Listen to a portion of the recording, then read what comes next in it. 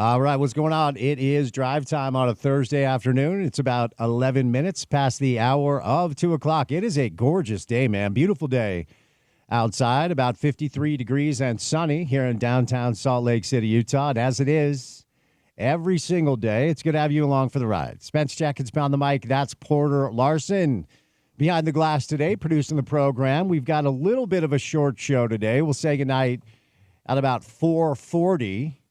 As opposed to 6 o'clock when we usually bid you a good evening for Utah women's basketball. Utah at Northwestern this evening. We had Lynn Roberts on the show this week to preview that game and talk a little Utah women's hoops, so stay tuned for that. But in between now and then, we have a lot to do on the show. Week 11 of pro football gets rolling tonight. Typically, you'd hear that game on our radio station, but Utah women's basketball will be on the station tonight as opposed to the Commanders and the Eagles.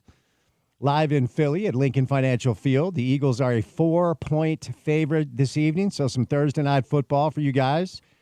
Utah Jazz are in action this evening. They're taking on the Dallas Mavericks at the Delta Center. That's going to be a 7 o'clock tip time. It's on NBA TV. I'm not sure what the streaming situation is these days with Jazz basketball. I watch it on K-Jazz. But a little Jazz basketball, a little NBA on the show today. The NBA Cup rolls along. So we'll do some Jazz and some NBA on the show today. Of course, we are high speed ahead to the weekend in college football. That includes a couple of really big games on the local level with BYU welcoming in Kansas to Lavelle Edwards Stadium for a late kick on Saturday night. That's going to be an 8:15 kick. It is on ESPN. And this has been an interesting line to follow. It's been an interesting game to kind of prepare for. It's oscillated a little bit. It's settled in at 2.5 as of right now. BYU a very slight favorite at home. And right now the game time forecast is about 32 degrees. So it's going to be cold down in Provo for the first situation for Kansas to actually play BYU in Provo. It's never happened before. So that's a big game, as we've talked about, with BYU moving up to 6 in the CFP. Utah hits the road in Boulder for an early game. That's going to be 10 o'clock Mountain Time on Saturday. And that line has stayed at 11.5 for about 24 hours. Looks like it's going to be a nice day in Boulder, about 48 degrees and sunny for kickoff at 10 a.m. Pre-game coverage for that game on our station will begin at 6 a.m. with Porter Larson and Jordan Wynn, bright and early on a Saturday morning. So college football almost here for the weekend and only a few games left, man, and then the season will be behind us in the world of college football. Nice win for the Utah Hockey Club last night. In fact, one of probably the best wins they've had all year. Bouncing back, beating a really good Carolina Hurricanes team 4-1. They're back in action tomorrow taking on the Vegas Golden Knights at the Delta Center. They'll be here in Salt Lake. So little hockey on the show today, a little bit of everything on the show today. Interesting article in The Athletic about adults complaining about officiating. Yeah, our guy Mark Harlan's taking it this week, man. It seems like every day that kind of passes, somebody else writes a piece on it. And so we'll get to some of that on the program today as well. The latest on the transfer portal for Utah football, the latest on the health of the roster of Utah football, and we'll kind of move in that direction on a Thursday with a good guest list. We'll start with the voice himself. Bill Riley joins us as our first guest coming up in just about 15 minutes from right now. We'll catch up with the Riles. Big show, big hour, brought to you by our friends at Big O Tires. Features Craig Bolerjack and Gordon Monson live in studio for some Jazz and some college football. Our buddy Aaron Falk from the Salt Lake Tribune rolls by, coming up just after 4 o'clock today, and then we'll say goodnight. Yeah, just about 4:40 for Utah women's basketball as they take on Northwestern. So Bill Riley, Craig Bolerjack, Gordon Monson, Aaron Falk, me, Spence Checketts, all of you, the great listeners. Happy Thursday to you. You're almost to the weekend. That young man is named Porter Larson. He produces this show on a Thursday afternoon.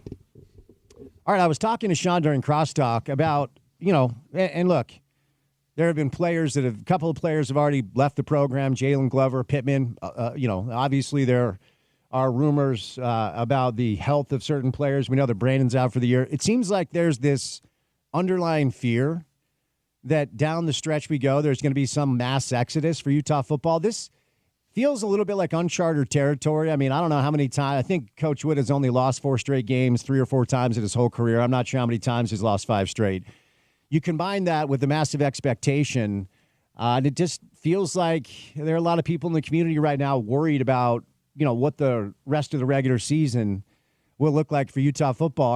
Are you getting that sense at all? Or do you feel like this is a team that with 3 games left understands they can still go bowling and play for the pride of the jersey they wear? Do you think we're going to see a motivated Utah football team the rest of the way? Well, I think that, as is the case with every story, there's truth kind of in the middle there, right? This is a team that is going to see attrition, both through the end of the regular season and at the transfer portal opening. That's just the reality, not only of this Utah football team, but of college football as a whole. It's something that you're going to have to get used to, whether you cheer for Utah, whether you cheer for BYU, Utah State, whoever it may be. The transfer portal is remaining a very big thing in college football until we see landscape shifting changes in the way that is approached. So, yeah, I mean, you're going to see players that post to Instagram, thank you, Utah, thank you, Coach Witt, for everything, for the opportunities, but I'm going to be taking my talents elsewhere. You're going to see numerous posts like that when the transfer portal opens up, in addition to the ones you've already seen. You're going to see probably a couple more injury announcements, and you're going to see a team that is completely decimated in that regard. But I still think, based on how they played against BYU, which, although the result wasn't positive, I think was really, really energized and physical and motivated. I think they continue that, at least the guys that you do see on the field. And yeah, there'll probably be a collective of guys that aren't that motivated. They're probably not going to see the sideline because Kyle Whittingham's pretty good at sniffing that stuff out. So a little bit of both in that regard, Spence, as we near the end of the season. Hopefully it's an attrition that isn't detrimental to the point where we don't get some quality football to end the year. 3 games left to get to if you want to go bowling. So we'll talk Utah football as they hit the road to take on Colorado today. Bill Riley will join us right out of the gates. He's our first guest on a Thursday. But before we get to Bill, courtesy of our friends at Standard Restaurant Supply, your tailgate headquarters, get everything you need to make your tailgate epic. Stop by their location at 3500 Southwest Temple. Check them out online at standardrestaurant.com on a Thursday afternoon. It is time now for your opening tip.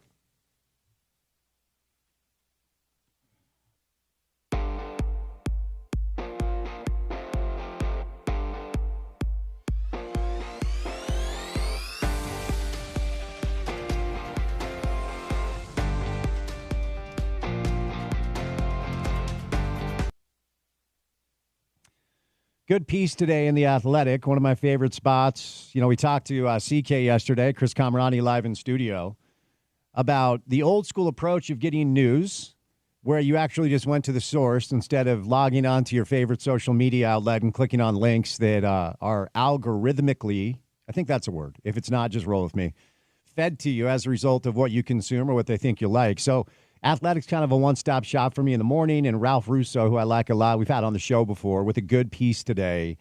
The headline is, as public criticism of college football refs heats up, it's on the people in charge to stay cool. And the first example that he points out is, of course, what happened Saturday night when Utah Athletic Director Mark Harlan took to the podium and didn't need to, but decided to really go at the officials. And obviously, we know how the Big 12 responded. The first sentence in the piece is, Utah Athletic Director Mark Harlan should know better. But as the piece kind of rolls along, he talks about Kirby Smart complaining about the refs after their win. They actually won the game, and Kirby was still mad about the rescinded pass interference penalty October against Texas. And a myriad of other examples, including Ken Niumatalolo, who at one point was thought to be potentially the next head coach of Brigham Young before Kalani got the job. He's now with San Jose State, Texas Tech, Joey McGuire. There are 7 or 8 different examples in Ralph's piece of coaches and administrators just cracking on officials. And look, if you've listened to the show for a long time, you know that I'm not going to do a segment standing up for refs. Like I'm not a pro ref guy. I don't understand why anybody would want to do that job. But oftentimes I do feel like they take the brunt of the criticism and the heat, and sometimes it's really out of bounds and very unfair. These are people, too, that sometimes aren't very good at their jobs, just like sometimes coaches make bad play calls or have bad rotations, just like players drop passes or miss tackles, officials miss calls. And I'm very rarely blame the refs for a loss guy, and I haven't been a blame the refs for the loss last Saturday. I do think that call deserves context and nuance when being talked about. It's not black or white. It's not. I think Joel Klatt probably had the best breakdown of his opinion of the holding call last week. In a vacuum, letter of the law, yes, that's a hold. And for BYU fans, that's all you need. And I've heard all of them all week long, like, yes. But that represents a fundamental misunderstanding of what you're looking for as a coach or a player when it comes to the way the game is called. All you want is consistency, and you could essentially call that call pretty much every single play on one player or the other. I'm not debating the fact that black or white in a vacuum, letter of the law, that's the right call. We've all seen the replays. We've all seen the BYU bros with a bunch of videos explaining exactly how it went down.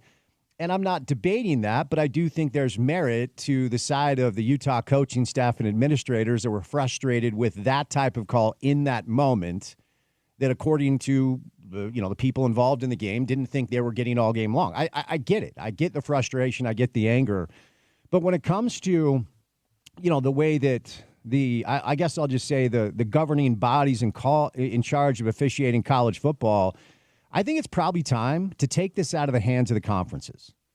And I don't really know what the answer is. Maybe just utilize one governing body that's separate from the NCAA, that's separate from any conference. Like, do away with the whole, because, if you guys are Utah football fans, you know the deal. For years, what did we hear about Pac-12 refs? It was always Pac-12 refs. Pac-12 refs this, Pac-12 refs that. And if you're tied to a conference and that officiating crew is assigned to a game, and we'll use just the Big 12 as an example, if it's a CFP game and BYU is hosting Ohio State or something along the lines, it's just a hypothetical, and Big 12 refs are assigned to that game, and BYU gets some fortunate, advantageous calls and ends up beating Ohio State, the rallying cry always is, well, the Big 12 refs, they had a hand in this because they're employed by the conference, right? And so just one governing body separate from any conference, separate from college football, and just allow the refs to be in one union with one governing body. And therefore, you take away the accusations of collusion, and you take away the language and the verbiage like it was stolen from us. Because ultimately, as Ralph points out in his piece, what happens here when it's the grown-ups deciding to air their grievances about the officiating, they're doing the kids a disservice that play for the program. And the messaging will seep into the fan base, whether you like it or not. So it's worth your time. Check it out. It is up at The Athletic. Ralph Russo wrote it today about this kind of permeating thing all season long in college football where a lot of people are mad at the refs, and it really is coming mostly from the grown-ups, the coaches, and the administrators. All right, coming up on the other side, we will catch up with the voice of the Utes, Bill Riley. We're going to move over to Craig Bowler, Jack Gordon Monson. Aaron Falk will join us, too, from the Salt Lake Tribune. Don't forget, we will say goodnight about 4:40 for Utah women's basketball as they take on Northwestern. So, Rouse is going to join us coming up next. We'll get you ready for Utah, Colorado. So don't go anywhere on a Thursday afternoon. Keep it right here on ESPN 700.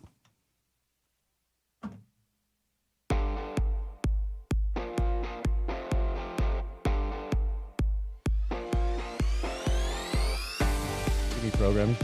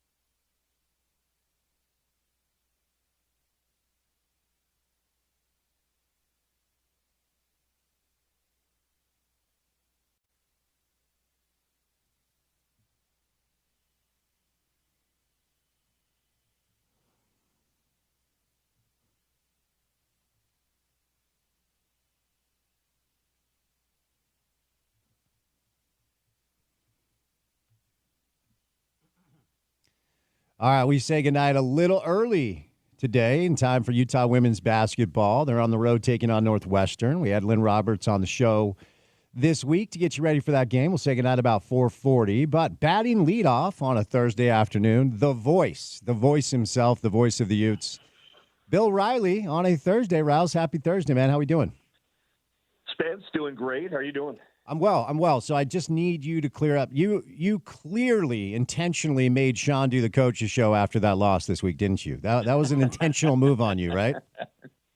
I was hoping I could clone myself, but I had basketball instead. But yes, I thought it would be a good way for Sean to get some good content for his show. No, I like it. Obviously, I kid, but it's been a rough week up on the hill, Bill. I wonder, just from a 30,000-foot view, what it's like in the building, what it's been like in the building this week, and how you feel like the guys are holding up.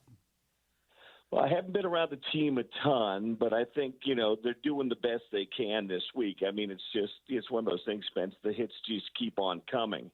You lose Brant Keithy, you lose Brandon Rose. Brandon Rose, we find out today, his mom put a social media post up that, he suffered the Liz Frank sprain in the second quarter.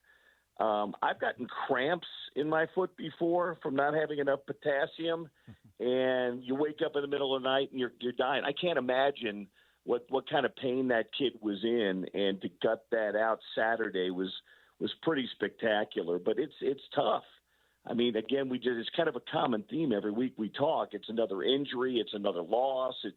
It's not the season Utah expected, but you put your head down, you put your nose down. I mean, Whittingham's been here before. He's not been through 5 losses in a row before, but trying to snap that streak. But it's just, I mean, at this point in time, you just kind of scratch your head and say, it wasn't meant to be this year, because the injury toll and everything else are just unbelievable. So, it is Thursday, and ultimately we try to move forward, and we'll get to Colorado in a moment, but I haven't had a chance to catch up with you, so we're going to stay in the space of last Saturday for a minute, Riles, and I just got to ask you about the call, the holding call. It's been debated. It's been discussed. We've talked about it all week, and it cannot be summarized with one reductive statement. Now, BYU fans will say, letter of the law, that's a hold, and that's all they need. Okay, that's fine, and that's not necessarily wrong, but I completely understand the frustration on the side of Utah coaches and apparently administrators, as was made clear after the game. But how did you kind of digest that moment when it went down, and now it's 4 or 5 days later? Where are you at with it? Well, here's what I'll say. There's no black and white here. In all of sports, Spence, whether you're talking about basketball or baseball or soccer or football, you as an athlete base the way you play on how officials officiate a game. And one of the common themes Scott and I have had on broadcast this year, it's been amazing, the amount of physicality the Big 12 allows on the outside. It's a 180 from where you saw in the Pac-12. If you looked at a wide receiver wrong, they were throwing a flag on you. It's been a very physical season compared to what Utah's played in, and that's fine. If that's the way you play, that's the way you play. It's no different than when I would talk to Jason Christ or Pablo Mastroeni over the years. You talk about a referee and the way that they would call games and cards and things. They're like, hey, we just want to know that how you're calling the game in the first 5 minutes, that's how we set our tone for the game. And it's the same thing in basketball, which you played at a high level. You know how officials are going to call a game. It's no different in football. Well, that's how the game has been called all year long. It's been called physically. It's not been called physically. It's been physicality's been allowed, and it was allowed in that game the other night both ways, Utah and BYU. So to see that play, was there contact? Absolutely, there was contact, but it wasn't egregious contact.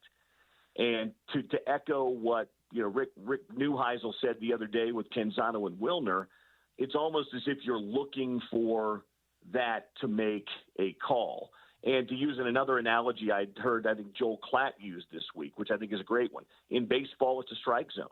You set up the way you're going to hit based on how the umpire's calling the strikes and balls. And I just think the way that the game had been called and the way the season's been called, that wasn't a flag that was thrown many, if any, times this year. So, but with that being said, Utah had opportunities. You didn't score a point in the second half.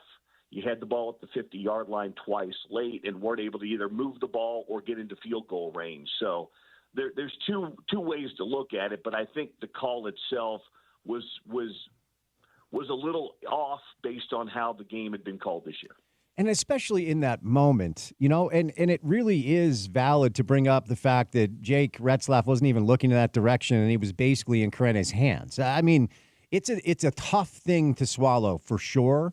But I want to move over, Riles, because, was at the game, fun watching on the sidelines with Sean, a bunch of ex-Ute players, stayed for the whole thing, afterwards talked to some people from both sides, and then I'm walking home. I think it was close to 2 a.m., and maybe a little bit earlier, but my phone just blows up.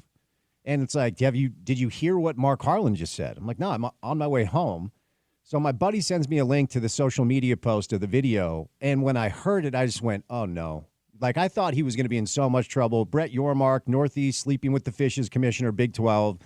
When I heard it was $40K and a public reprimand, I actually was a little bit relieved for Mark, because my experience with Mark Harlan is that he's smart, he's measured, I don't know the man. He's not a great friend of mine, but I've interviewed him probably 50 times, and every time I'm at a game, we chat, and it just seemed a little bit out of character.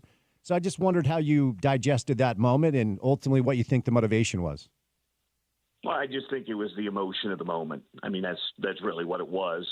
Feeling not only the emotion of the moment, but the emotion of the season, and seeing how hard the guys played and leaving it all out there, considering they had lost 4 games in a row. I kind of saw it as an emotional moment. Yeah, for sure. And, ultimately, my guess is he'd like a mulligan. And believe me, I would like 75,000 mulligans for the way I've handled certain situations. So life goes on, and, he doesn't deserve to get hit over the head with it on a daily basis. But a lot of people have been talking about it locally and nationally. All right. Excuse me. Here's a simple question with a nuanced answer. How good is BYU, Bill? How good are they? I continue to say it, Spence. That is a good football team. They are a good football team that, again, doesn't beat themselves, and they're opportunistic when opportunities present themselves. And I will say this, they are a team that's pretty resilient too. I mean, let's be honest. The game didn't end on the holding call. They got 10 yards. They still had to make plays. They still had to get themselves into field goal range. And again, I say it all the time. When you're a good team and you don't beat yourself, sometimes bounces come your way. I'm not sure that I've never heard definitively, but I'm not sure that ball was intended for Chase Roberts. I think that ball was sailed, and I think it was partially tipped. And I don't think he was gunning for Chase, but Chase Roberts was in the right place at the right time and made a heck of a grab near midfield. I just think that this is a good football team. Are they beatable? Yes, they are. They are beatable. Kansas is very talented. If they play the way they played last week against Iowa State, they could probably win that game. But at the end of the day, I think they're a good football team that doesn't beat themselves. I don't know how good they are, Spence, but they're good enough, and they're undefeated through 9 games in a conference that's seen a lot of chaos. They've been the one team that's avoided the chaos. Yeah, for sure. All right. Excuse me. So Micah Pittman takes off. Jalen Glover's in the transfer portal. And as you referenced earlier, this is uncharted territory for Utah football under Kyle Whittingham. And it's not just 5 straight losses. It's 5 straight losses combined with the preseason expectations that everybody, not just us, this was not a homer take. I mean, Vegas, the media, locally and nationally, everybody thought if Utah didn't win the Big 12, they'd be right there in the end.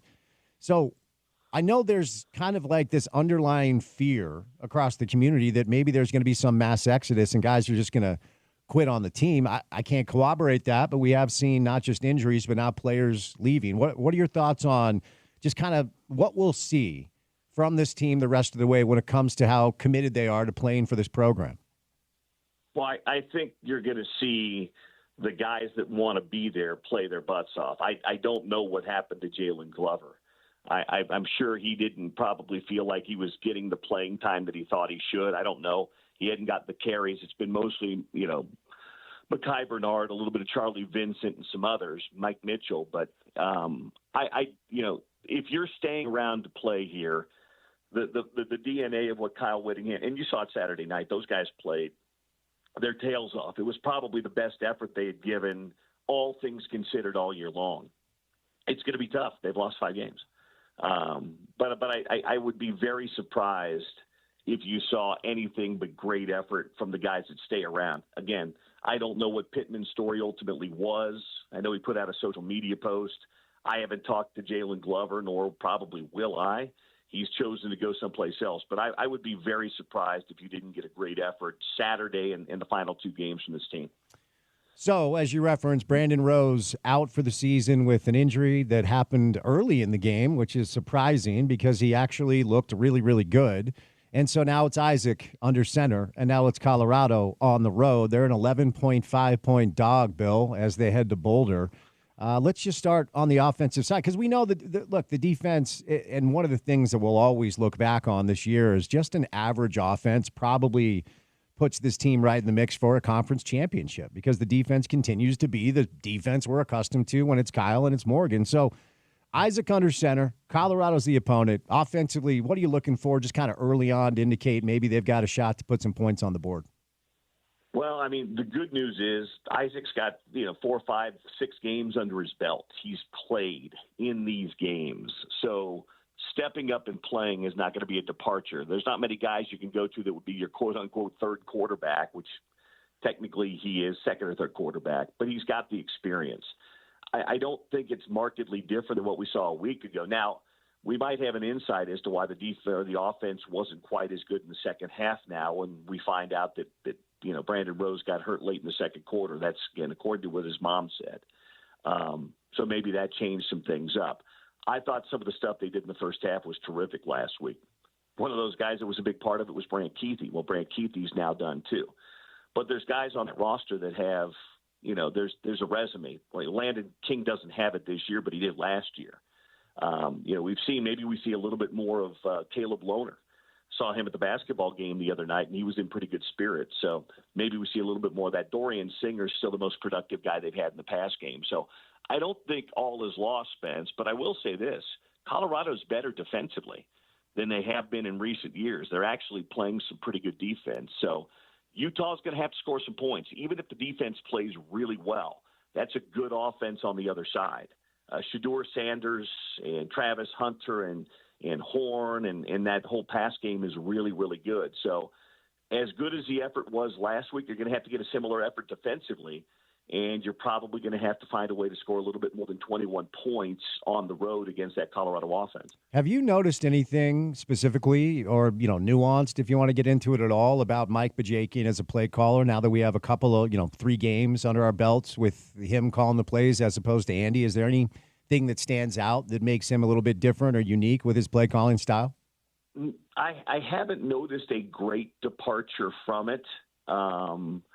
I thought that they were doing a little bit of play action last week that was allowing Brandon Rose to throw the ball down the field a little bit more, but I haven't noticed any great departure in scheme. Maybe some subtle things, but nothing that really pops to me. All right, so you referenced Colorado and, of course, Shedeur, who a lot of people think might be one of the first players picked in the draft, if not number 1 overall. And if he's not, it might be his wide receiver, Travis Hunter. But they've got 4 or 5 wide receiver weapons. It's not just Travis Hunter that are all big playmaking threats. They don't run the ball very well because they don't have to. It's a lot of short, intermediate passes. Their offensive line, while improved, does allow pressure on the quarterback. As you've gone through your prep, what do you most attribute to a vastly improved Colorado team coached by Deion Sanders? I just think that they are doing a lot of what they did. I think he's still been sacked at a pretty high rate, Spence, but not at the same rate that he was a year ago. So I think the offensive line is a little bit more improved. They run it about the same that they did. But I think for me, it's not really a change in what they've done offensively. But I think what I was saying a minute ago, they're much better defensively, and they're getting some stops, forcing some takeaways and stuff like that. Shedeur is still very, very good. He simply is. He's very, very good, and the receivers are outstanding as well. Slightly improved offensive line play, but they're getting better play. And somebody asked Deion about it in his press conference the other day. He's like, we turned the roster over. We've got better guys here now. He said, we turned it over again and we've just got better guys. they've just got high-level transfers from a lot of programs that are doing good stuff for them. I want to get a couple of basketball thoughts from you, but before we do that, I have a Big 12 just macro question because, BYU last week, CFP, the first iteration of the CFP rankings, they roll in at 9. I thought that was a damning indictment on the Big 12. And I thought that was a message from the CFP committee that you are a one-bid league, and whoever wins the championship game will get that bid. Well, BYU moves up 3 spots to 6, and I do think there's a world now that if they win their final 3 games, and we'll just operate off the hypothetical that they roll into Dallas and play a really good Colorado team that maybe rolls in with one conference loss. And I feel like if Colorado beats BYU and BYU ends the season as a 12-1 second-place Big 12 team, I think it'd be really hard to keep them out, Bill. Do you feel like as we, kind of inch towards the end of the season, this is going to be a one-bid league, or do you think they can sneak 2 in? No, it's a one-bid league. There's just not enough quality wins for anybody. I think BYU has moved up a little bit because there's been attrition in some of the other leagues as well, and they're undefeated. And so I think that it's a one-bid league this year. I don't really see a world unless maybe Colorado runs the table and then maybe beats BYU. I just right now it appears to me to be a one-bid league. I'm not sure that I'd put in 5 or 6 from the SEC or anything like that, but I don't know there's been enough, not only quality wins within the conference this year, but also kind of outside the league either. So I'm kind of in the same boat as you. All right, before I set you loose, we've seen 3 games from the Utah men's basketball team, and they've blown out 3 pretty bad teams. Queens from Charlotte, not from New York, okay? And, they look very fluid. They're knocking down shots. They're taking a lot of threes. Maybe we'll learn a little bit more coming up in a couple of days against Mississippi State. But as we've talked about, Riles, this conference, it's just nuts. I'm looking at their schedule, and it is littered with top 25 teams, top 10 teams. Your Rock Chalk Jayhawks will be here in February, so that should be fun. But what stands out most about these 3 games that you've seen so far? And do you feel like we could see maybe a team that – and I saw Craig at the game, and he said to me, we're going to be better than people think. And coaches always say that. Sometimes it is a real thing. Sometimes it's not. What stands out most about this Utah men's basketball team so far? Well, they haven't had their bigs. They've been just their front court. They lost one for the year. One's been down for a while. Lovren's got an ankle injury. So they've played a lot of small ball and 3-4 guard stuff, Spence. They really shoot it well. They've got a lot of guys that can really shoot the basketball. And they're pretty connected, too. It's a really connected group for having as many new faces as they do. They're really connected. So they haven't played dumb basketball. They played a really good pace. They've got guys that can handle the ball. Mike Sharabjamps, the kid from Dayton and San Francisco and Mongolia, he's a really nice player at 6'9", handling the basketball, shooting the basketball. The Madsen brothers can shoot lights out. You've got guys like Asar and Dawes who can really rebound and guard. Guy like Jake Wallin, who's just a good energy guy. Miro Little. They've just got a little bit of everything. Now, again, this is non-conference. They've played 3 teams. We're going to get a good idea Sunday. Sunday they play they play Mississippi State, not on campus, but in the state of Mississippi, just outside of Memphis. So we'll get a better feel for them coming up on Sunday. But I don't disagree with Craig. I think that this team, there's nowhere to go but up. Obviously, they were picked 16th, but I think this team probably outperforms their preseason projections if they stay healthy because they've got a lot of really good interchangeable parts. They've got a lot of really good shooting. And, again, they're a really connected team. So at least through 3 games, I really like what I've seen. All right, Riles. Well, thanks for the time, man. Have a great weekend, and we'll get you back on soon. Thanks, Spence. All right, Bill Riley, the voice of the Utes. Coming up on the other side, big show, big hour. Brought to you by Big O Tires. It's Gordon Monson and Craig Bowler-Jack live in studio on this beautiful Thursday, man. What a nice day out today. Got to tell you about my friends at Prize Picks. Okay, Prize Picks is the best place to get real money sports action with over 10 million members and billions of dollars in awarded winnings. Prize Picks has made daily fantasy sports accessible to all. It's really easy. If you guys have ever wanted to kind of dip your toe in the water to try to gamble on sports, this is an easier way to do it because you don't have to worry about over-unders. You don't have to worry about point spreads. You don't have to worry about money lines. All you do is pick more or less on 2 to 6 player stat projections, okay? So I'll give you an example. Pardon me. Jamar Chase, more than 79.5 receiving yards. Patrick Mahomes, more than 1.5 passing TDs. Travis Kelce, less than 69.5 receiving yards. Saquon Barkley, more than 79.5 rushing yards. You guys get the deal. It's very easy, and it actually is a way you can win a little bit of money without dealing with all the minutia of the other stuff. So download the PrizePicks app today. Use the promo code ESPN700 to get $50 instantly after you play your first $5 lineup. That's promo code ESPN700 to get $50 instantly after you play that first $5 lineup. PrizePicks, run your game all season long. Craig Bowler, Jack Gordon Monson, live in studio, coming up next.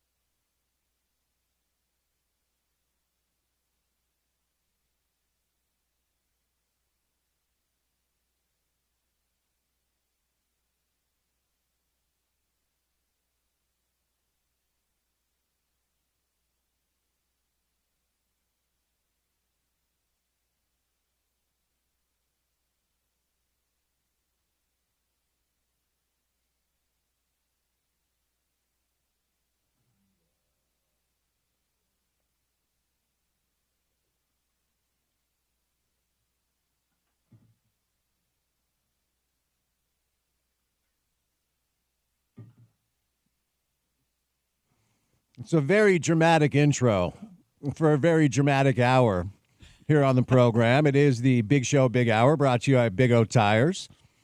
Gordon Monson, Craig Bowlerjack, live in studio. We've done it. It's like 2 straight weeks. That's a streak, man. Yeah. Great to see you guys. Does 2 in a row, is that a streak, Gordo? I think that's the definition of a streak. Streak. If you can just, two in a row. It depends on how seldom it happens. Yes. Well, if 2 in a row is a streak, BYU's on a winning streak over Utah. Huh? Wow. See what I did there? 2 straight games. So, gentlemen, thanks for joining us. Let's do some college football before we get to some Jazz. Have the Jazz had a streak so far this year? Well, they did not a winning streak. They had a 6-0 deficit streak. Mm-hmm. Streak or skid?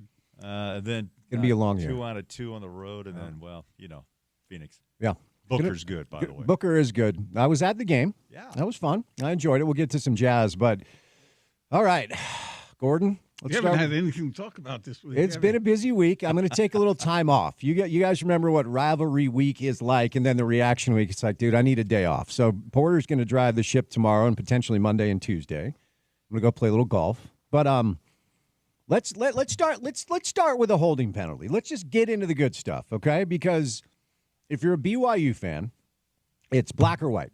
It was a hold, letter of the law, period. But it's a little bit more complex than that. I'm not saying that's why Utah lost the game. Make a stop. But how did you digest the call in real time, and where are you at about 4 days later? I get the complication that you're alluding to there, but it was a hold. I mean, so here's the thing about that. You saw Retzlaff look to his left. He wanted to hit that kid, and he was held. And so when that happens, it affects the play. So it's not just one little teeny hold over here that doesn't matter. It does matter. But I understand, when you have the game won, essentially, and then, you see the flag, I get the frustration involved in it. But, it was the right call. It was a legitimate call. I'd be really ticked off if I were a Ute if it wasn't a hold and they call it anyway because the judgment comes into play and whatnot. But, Bowler, that's the way I look at it. And what happened after that we can get to if you want. But anyway, Utah had a chance to win that game so many different ways, so many different times, and they didn't take advantage of it. So to hone in on that one play, I get the frustration, but it's not the truth. What do you think, Craig? This happens so many times in my career, and all of us have been there at games, and the games I've called, I can't tell you how many times one particular call will impact or could be the difference between a win or a loss. Mm-hmm. When I've talked to officials and coaches, I mean, this is a conversation that they don't want to have, but they always say, look, call the game like you would in the first quarter and then carry that throughout. So ask yourself, is that a hold in the first quarter? Absolutely. The flag comes out, and you just say, live to play another day. The issue in all of professional and amateur sports is the moment, and that one moment that changes the direction of an important game. Especially, you're talking about consistency. Yeah. If you're going to call that in the fourth quarter, it better damn been called in the first. And vice versa. If you threw the flag in the first quarter, then the official may have no other choice, no matter what the situation may be. It's the same thing. Remember last year, Marketing hit a 3 in the corner, and KD was there, and they reversed the call, and everybody went crazy.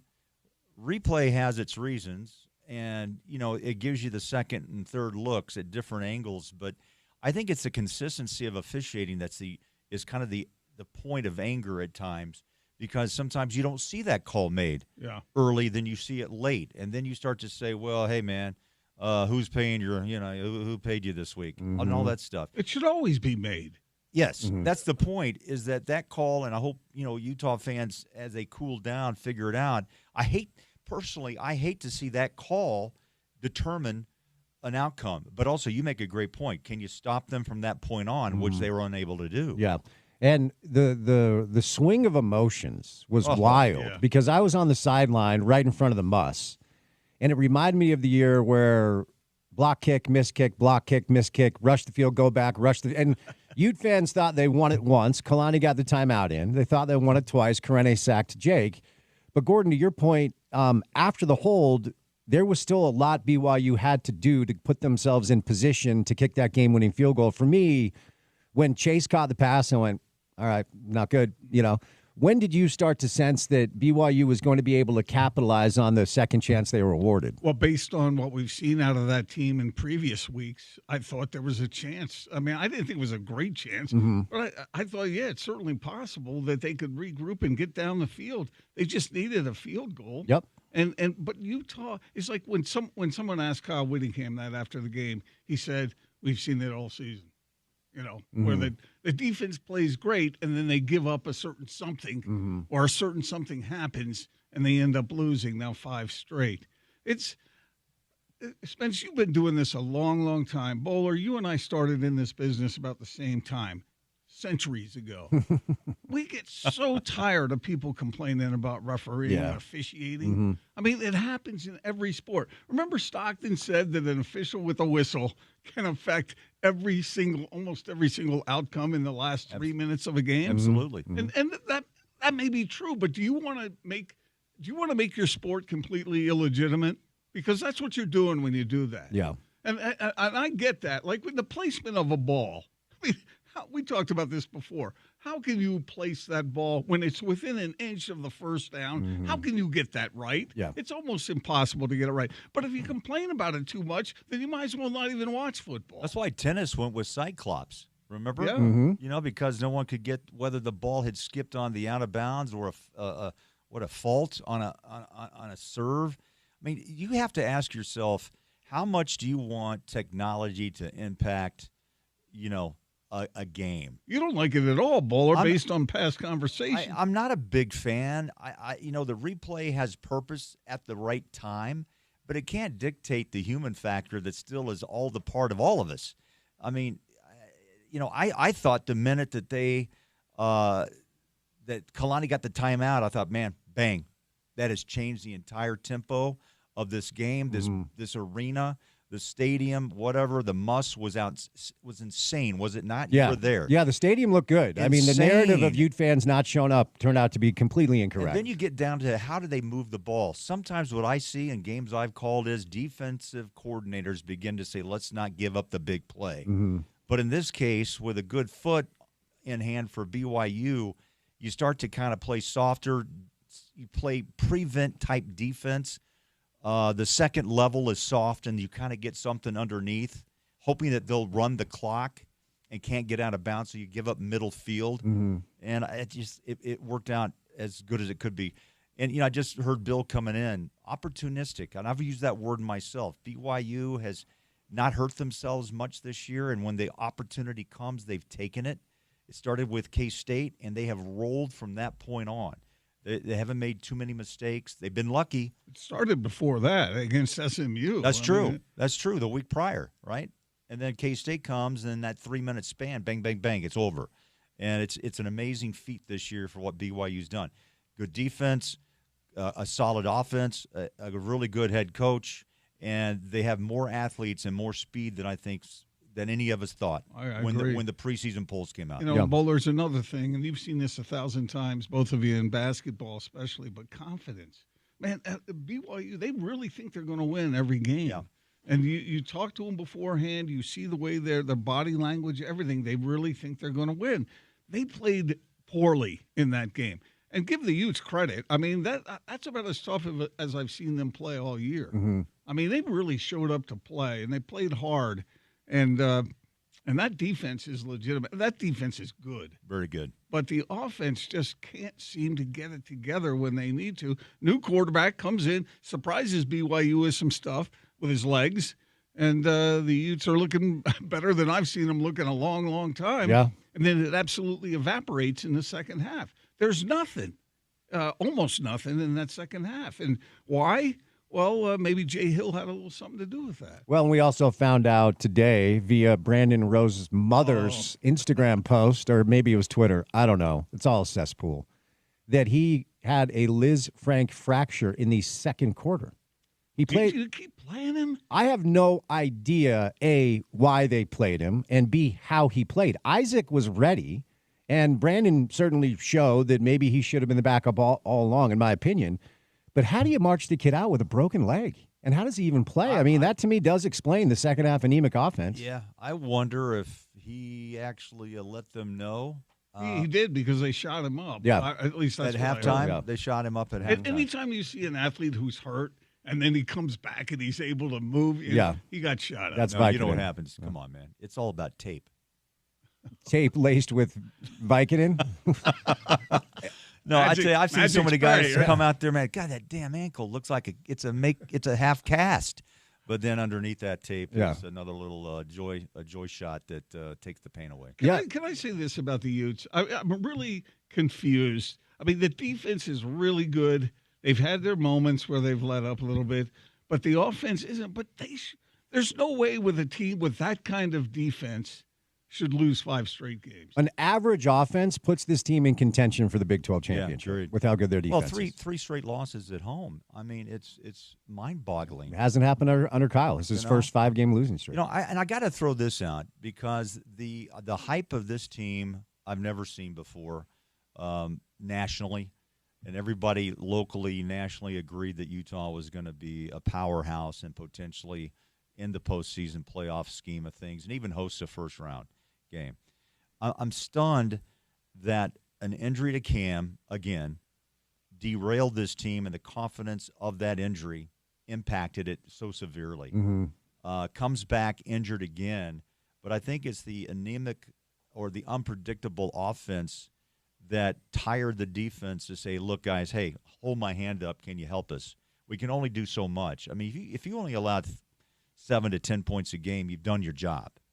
But there was just very little help. But you could just see the wind of the Utes' hopes for a magical season go away with that early season run into the Gatorade buckets by Cam Rising. What were you guys thinking at the half when it's 21-10? I thought Utah had them. I really did. Especially the way they were playing. Yes. BYU could not move the ball. They needed a kick return for a touchdown. They had a special teams touchdown. But on offense, that's two.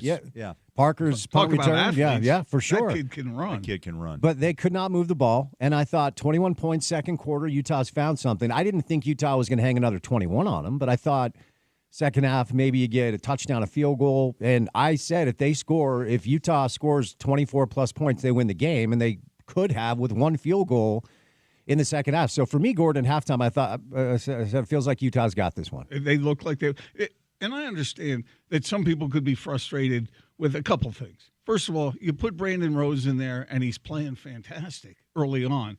And you're thinking, where's this kid been all year when the Utes have been struggling?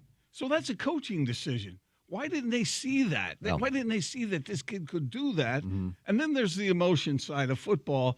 And does it take a rival for Utah to bring its best? And that's what they did in the first half. They brought their best, and then they couldn't sustain it in the second half. But so as much as Utah was playing well, it's sort of an indictment too, because why can't you play like this all the time? It's a fair question. Yeah. And additionally, remember, to start the year, it's like, we get Cam and Brant back. Yeah. Now they're both on the shelf. Brant Keithy goes out with an injury. He scored 2 TDs in the first half. The second half obviously looked a lot different with him on the sideline. You lose weapons, and we always talk about the 1s, the 2s, and the 3s, and really good teams. I remember Nick Saban, I've told this story before, telling us, I got 2 really good damn running backs back here. But tell you what, look across the street, boys. You see that 8-arm over there? I got 3 better running backs than the ones that are going to be starting on Saturday. That's how you win championships and survive injury. But I thought the Utes had that solved. And now you got Glover that's leaving for the transfer portal, and I'm just wondering how much of this will snowball into what I'm sure Utah fans don't want to see, a mass exodus. But with the amount of emotion that went into the start of this season, there's going to be a lot of people in a lot of young men's ears saying, you got to move on. This isn't working out. You're going to have to get more playing time someplace else. The studs and those who really want to play for the University of Utah will stay. And you're going to see how they perform in these final couple of games as they wind down a season. Yeah. All right. No, please go ahead. I'm just curious about an important question.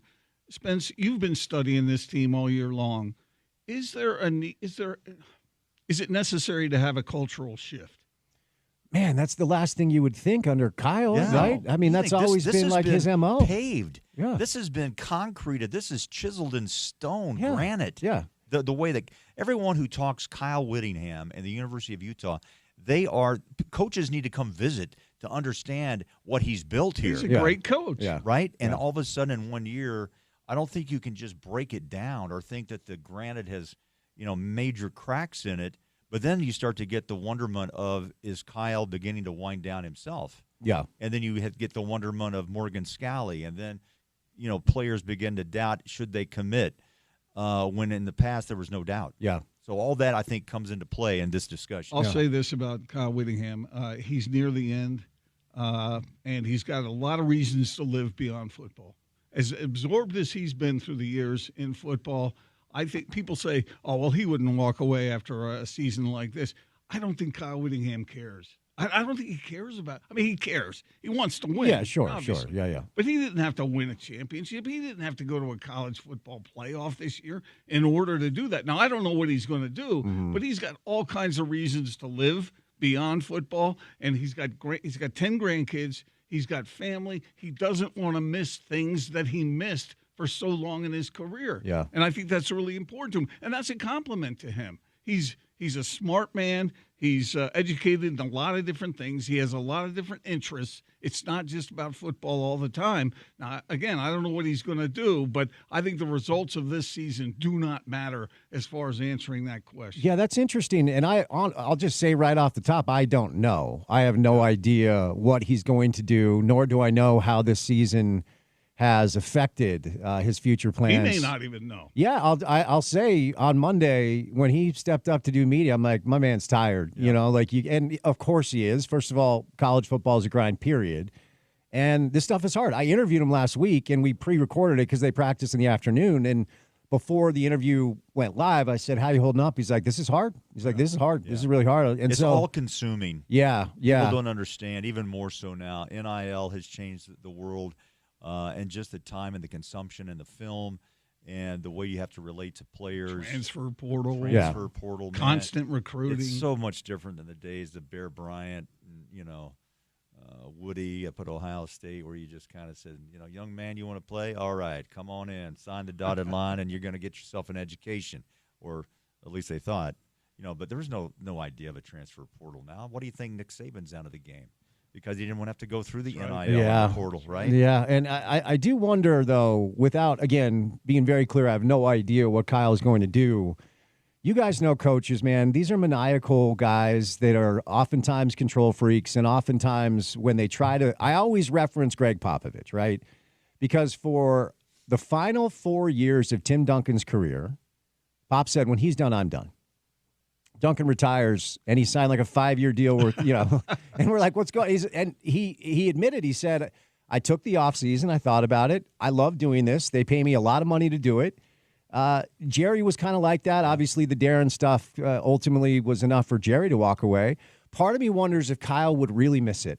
To your point, hobbies, golf, family, all the things. You can only play so much golf.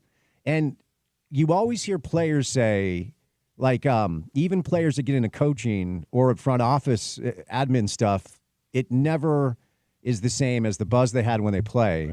Right. And I don't care if Kyle plays himself to be a scratch golfer. I don't think it'll ever approach the buzz he gets coaching a team in a big game. I just wonder if he's able to walk away with, I think, 3 years left on his deal. Very few, I'm sorry, Gordo, very few players and coaches are really able to do that. Because you just said the magic word. It's about the love of the game, but also the locker room. There's something about it. Players miss it. There's an addiction there. There's an adrenaline there that becomes part of your life, your soul.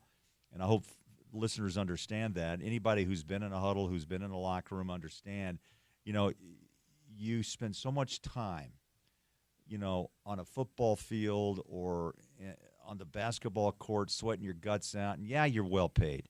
But still, the human factor, you have to always remember, plays a big factor in this discussion because that's all Whit knows, right? I mean, he's good with youth. He does have family, as Gordon says, and sometimes you feel cheated along the way. Sometimes marriages don't quite work out because the time consumption is so high. But, man, it's when you walk, you have to be ready to say, I'm really in on this decision. Yeah. Remember, because once you leave, man, there's somebody else walking right in to fill the gap. And it's the same way when you're hurt. Taylor Hendricks, for example, having the surgery last week. He's on his own right now, even though he's got training and he's going to rehab. But, man, he's got some mind games going on right now because he's young, he wants to play, and he has some doubt. Yeah. And coaches help you get rid of that. Yeah. Remember, though, that Kyle's dad unfortunately passed away at 64. Right. Kyle turns 65 next week. Yeah. And he's always said he doesn't want to coach into his later years. Well, are his later years here yet? I don't know. There's another component to this whole thing is he's damn good at what he does. He hasn't lost it.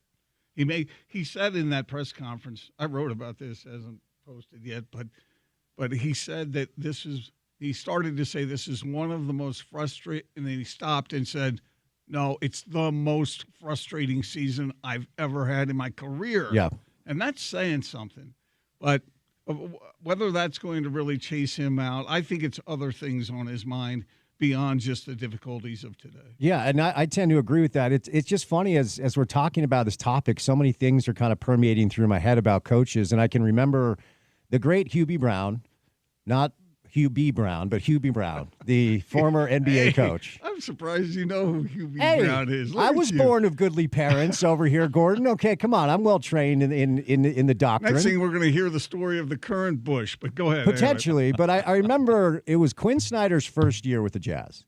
And I know Hubie a little bit. He was Knicks coach back in the day, and he was in town calling a game. And so I got there early. Before I had to do the pregame hit, I walked over to Hubie. And I said, tell me about Quinn. He's new. What do you think? He seems really sharp. And Hubie Brown said to me, he's incredibly smart. He's very sharp. He's probably going to burn himself out after like 6 or 7 years. It took 8. After 8 years, Quinn's like, I got to go to the beach for a while. Like, I can't do this. And so I wonder on the scale of normal to maniacal, where Quinn certainly danced the dance where Kyle is, because I honestly – I really don't know. I could see him walking after this, as you said, Gordon, not affected by the lack of wins and losses. But I could also see him like, I'm not going out like this. Yeah. See, that's the other point of the equation is Quinn was burned out. Quinn had, Donovan and Rudy to deal with. Oh, you think the text at 2:00 in the morning might have had something to do with that, guy? Consistently. He reminded me of you a little bit sometimes.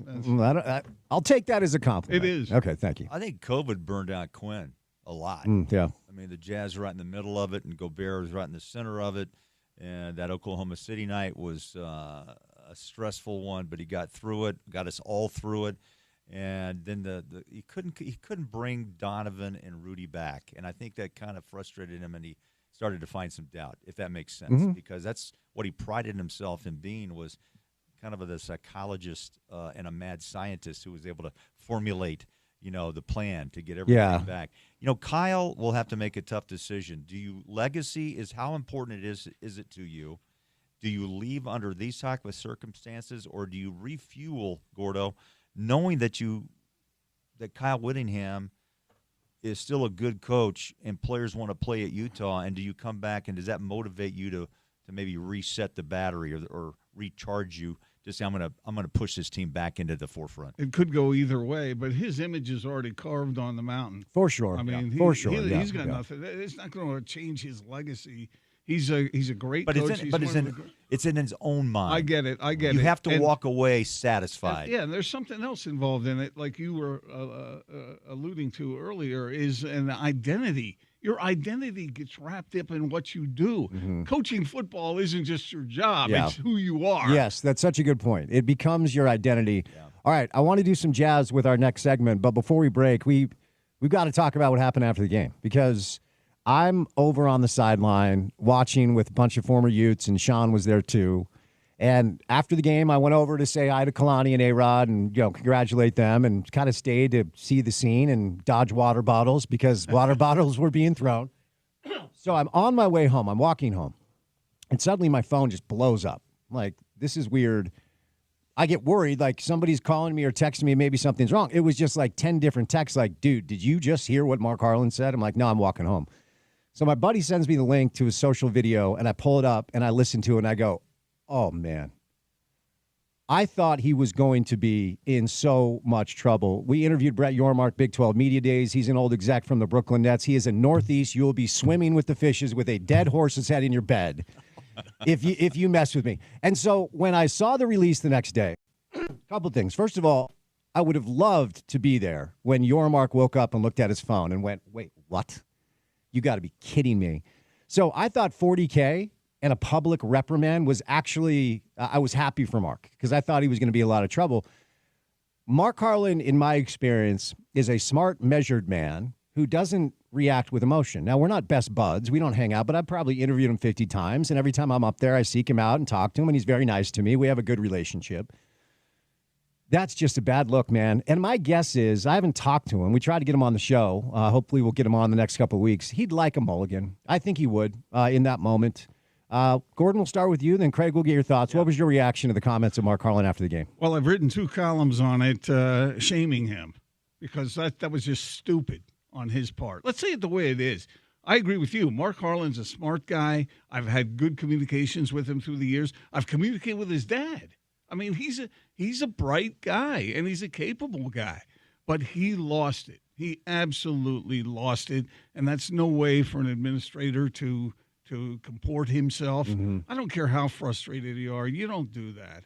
And then to throw in on top of that the whole thing of I'm not happy to be a part of the Big 12. Yeah. I mean, come on. You can't do that. They stole it from us. Yeah, they stole it. Oh, here we go. Thanks, Donald Trump. I appreciate it. I thought I'd wake up to a voicemail of Mark calling Brett Yormark saying, can you find me 2 points? I mean, I was stunned.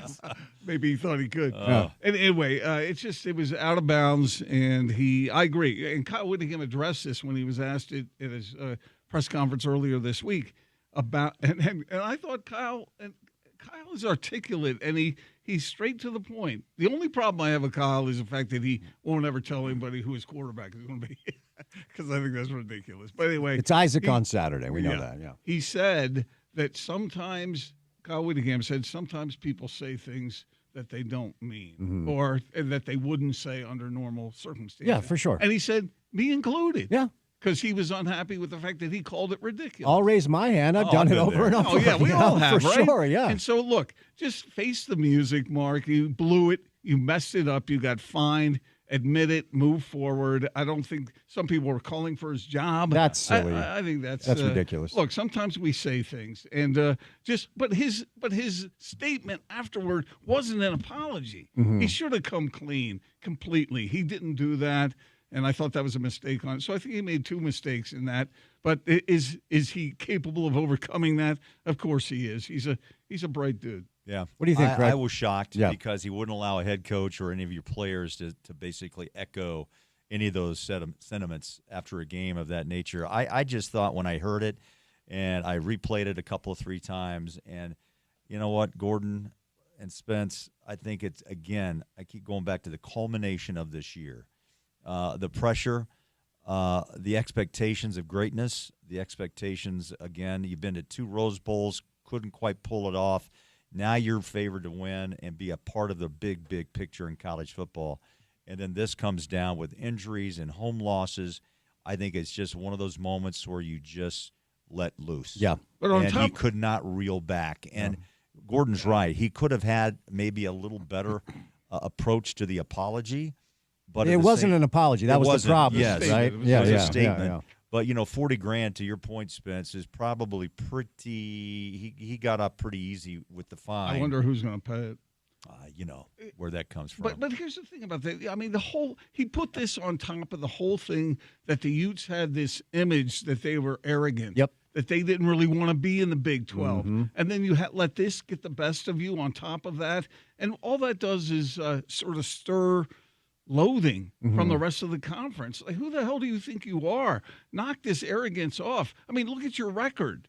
I mean, knock it off. And so he was sort of chastised from the fact competitively and administratively, as it turned out. Maybe pride cometh before the fall, Gordon. Huh? That's heavy. I'll keep going. He who is without sin, let him cast the first stone. Uh-oh, that includes us. We better shut up. Yeah, look, I've been very clear. Like, I'm not judging. I get it, man. Like, and I know what it's like to be emotional after a big loss. Not like that, but exacerbated by 5 straight L's. And part of me wonders if he was trying to show Kyle, like, I got your back, right? Like, I've thought about it all week. Why? From the minute I heard it, I'm like, what are you doing, man? Like, what are you really accomplishing? And I don't know that I've landed on his why as to, and Riles hopped on earlier. He simply said emotion. And maybe that's it. Maybe it's popped. Yeah, maybe that's it. Not in the sense of a crazy pop, but I think it goes back again. The loss, the way it went down, the home crowd, the 3 straight losses at Rice-Eccles, and I think the expectations and the injuries finally just boiled to the point where some people would either cry or yell or talk into a microphone and say, I don't think I'm really a fan of the Big 12, more or less. The stolen word.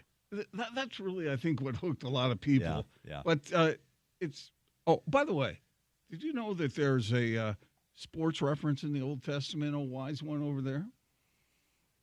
Is it a hunting reference? I think it's in Exodus that Pharaoh served or Moses served in Pharaoh's court. Not a big Old Testament guy. Okay. Lean more into the New Testament, Bowler, you got any Baptist scripture you want to share? All honorable men belong to the same tribe. There we go. You guys are wise. Yeah, just try to bring a little brevity to the show today. Make people feel okay. That. It's difficult to do. Oh, Bowler, you do that really The honorable men belong to the same tribe. We do need to catch a break, so we'll do that now. I want to tell you about Gordon's favorite distillery, Clearwater Distilling, the only distillery in Utah County open on Sundays. Great spirits, great tasting room, really, really good people. They've got their limited release Wednesday whiskey batch number 2. It's a mix of their bourbon and rye whiskeys. Football season obviously is here. They're the official provider of our spirits at our ESPN 700 tailgate. Check out our tailgate, then schedule a tasting and a tour down there. More information can be found at clearwaterdistilling.com. They're located at 564 West 700 South in Pleasant Grove. We'll do a little Utah Jazz coming up next, right here.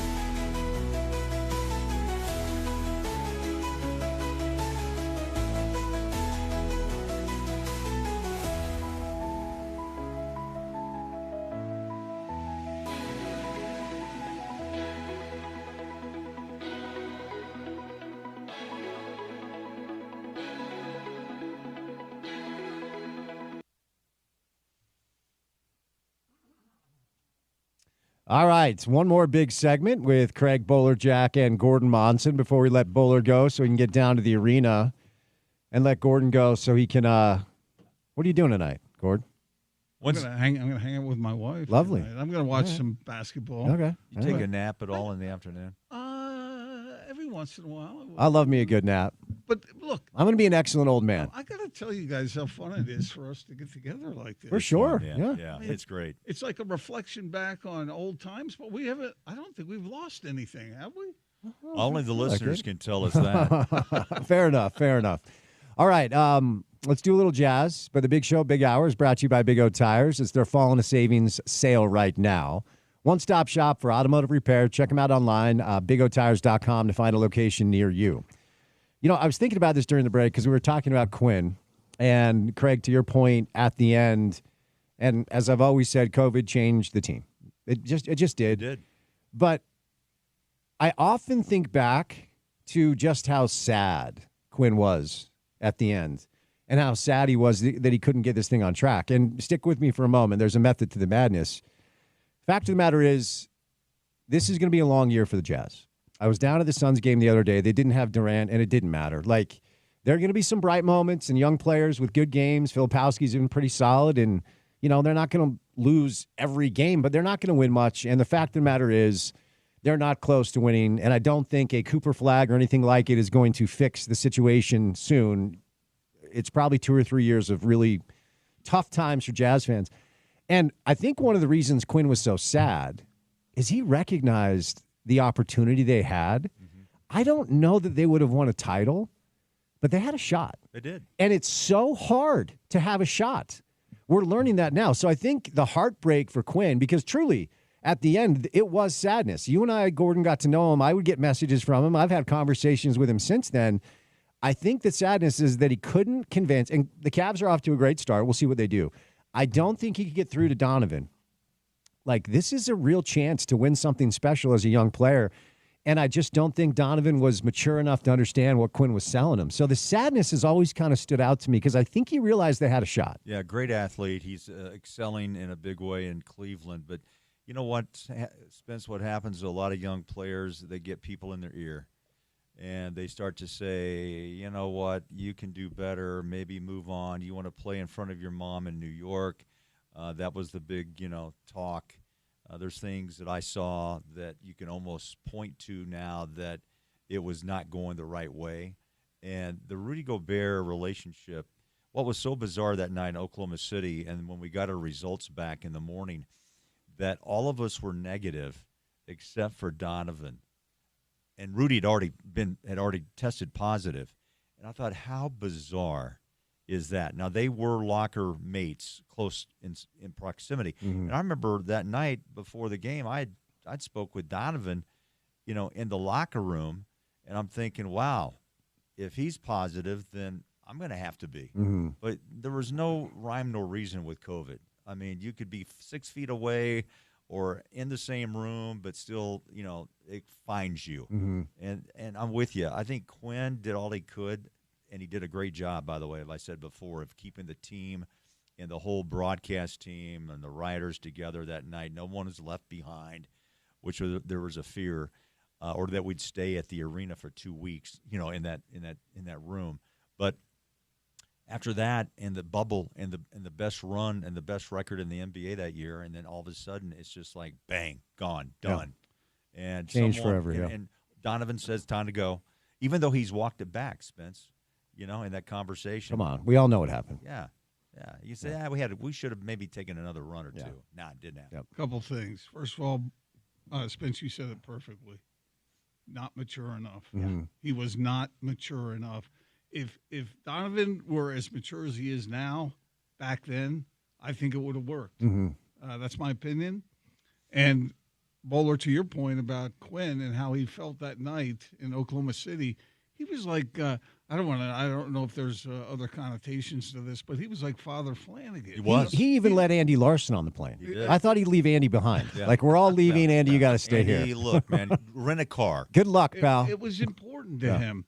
And I really, at the end, and believe me, and I hope I'm not betraying any kind of trust here, because I had long conversations with Quinn. He just didn't feel like the support was there that he needed to make it work. Mm-hmm. He said he could go through a rebuild. He said, I can handle that. He said, in fact, I'm good at that. Well, he better be in Atlanta. Yeah, I got a lot of work to do. But he didn't feel like he had the underpinnings to make it work. And when I see what Donovan's doing now in Cleveland, and don't you, every once in a while, don't you wonder if maybe they could have done something 100%. to keep that thing together longer? Because of what you said earlier, Spence. Yeah. Getting to that point is hard. Yeah. It is hard to get there, and the Jazz are suffering that right now.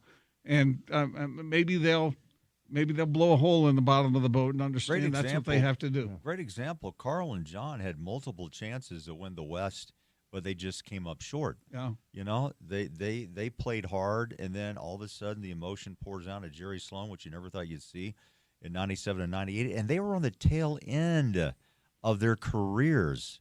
And see, that's the other part. You now develop players at 19 and 20, and when their rookie contract's up, the fear is you've developed them, but somebody else reaps the benefit. Mm-hmm.